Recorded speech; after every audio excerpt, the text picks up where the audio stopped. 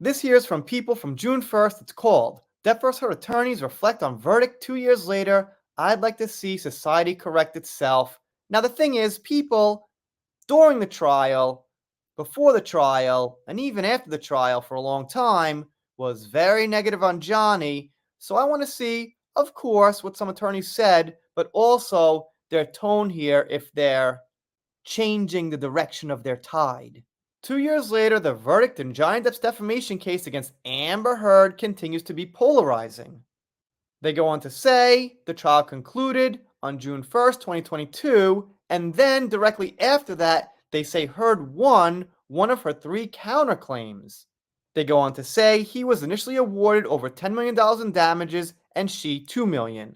Okay, I don't want to get really nitpicky here, but why is the first line Heard won one of her three counterclaims? The first line should be in the order of the biggest win. Johnny won the case, the vast majority of it, so it should be Johnny won the case, he got $10 million in damages, and after that, mention what Amber got, not before, so already it's a small thing, but I think that shows tone. Either they just messed up the order or deliberately they put Amber first there. They then confirmed to us everything's tied up. Ooh, thank you people, great reporting, we didn't know that. Then they say they caught up with Camille Vasquez and Elaine Brennenhoff. Of course, they want to ask Elaine what she thinks, which pretty much nobody's doing. Brennenhoff says allowing cameras in the courtroom was a huge mistake. It skewed things and put things out of context. She said she fought hard against getting cameras in the courtroom. Of course she did. We knew from the get-go the cameras would be a great help so you couldn't skew things, so you couldn't take things out of context. It was a live feed for a long time. It showed dozens of hours of the case. Of course you want people to see that. It exposed how people were on the stand. I mean, it's not like anybody did anything weird on the stand when they were giving testimony or anything. It was all good. And people got to hear actual emotion behind testimonies. They could see how people felt about it instead of reading a couple of paragraphs and a quote on what they said. I think that makes a big difference. Then they quote Camille. Vasquez acknowledges that the viral memes and online fodder that came out of the trial were manipulated or made to be comical. Yes, manipulated, like photoshopping laser eyes or yellow teeth or whatever. Of course, they were manipulated. No one puts out a meme with an exact screenshot of the trial. And yes, comical. But she did say they were still responding to actual evidence. Exactly. And they said, of course, Vasquez was all for cameras being allowed because she says we should see justice at work, and I totally agree. I think every last thing should be recorded. Behind the judge, the paperwork people are looking at, everything. There should be no secrets. It should be analyzed by as many people as possible. Then they have Camille saying public opinion was swayed by the credibility of these two people and who the public at large believed and who they didn't believe. Like I just said, you want to see the emotion behind what people are saying. Not only Johnny and Amber, not just those two, everyone. I mean, look at it this way. If you've got like two people, one's lying about something and one isn't, in any context, anywhere, who would want the cameras on them? The one telling the truth or the one lying? It's pretty simple.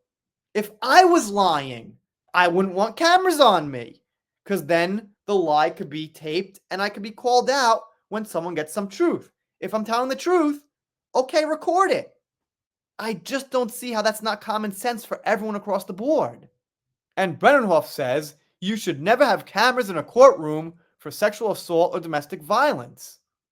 I hope the rest of the world has figured that out. That mistake won't be repeated. No. Yeah, that sucks. I get it emotionally. You don't want to talk about that on camera. Okay. But there's nothing we could do about that. The truth is the most important thing. Having a fair trial is the most important thing. And they said Heard was disappointed with the verdict. Yep, we've heard that before. And towards the end here, we get some more of the same things we've heard before. As far as their tone, alright, they're trying to be balanced. They're mentioning things Camille says, as much as, Brennenhoff. They say that Camille and Brennenhoff keep in touch with Johnny and Amber, which is interesting. Okay, I assume that, but there it is on paper. They do go on to say that Brennenhoff is holding out hope people will look back on the trial with a different lens. At some point, I would like to see society correct itself, right itself. They should be seeking out Amber, bringing her back, making sure she can be a success again, but she never was a fucking success. She married Johnny and she got handed some roles and things like that. If she didn't marry Johnny, let's be honest, who would she be? If Yoko Ono never married John Lennon, who would she be? Similar concept. That's what happens. That's life.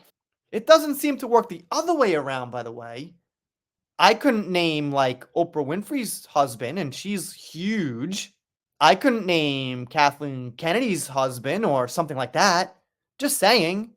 So, hey, how about being a little thankful?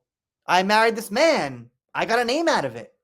Anyway, that's my silly opinion. Maybe you guys do know some men who got really famous for marrying some women. Doesn't come to mind. All in all, a pretty balanced article. They did mention plenty of things Camille said that were pretty straightforward, but it was a pretty heavy tone of, well, the trial might have been not so good. Well, we shouldn't have had cameras. Well, this and that. But all right, I'll give it a D, maybe a D plus. If you're not subscribed here, consider it. If you don't, I'll be sad about it. Done here for now. See you next time.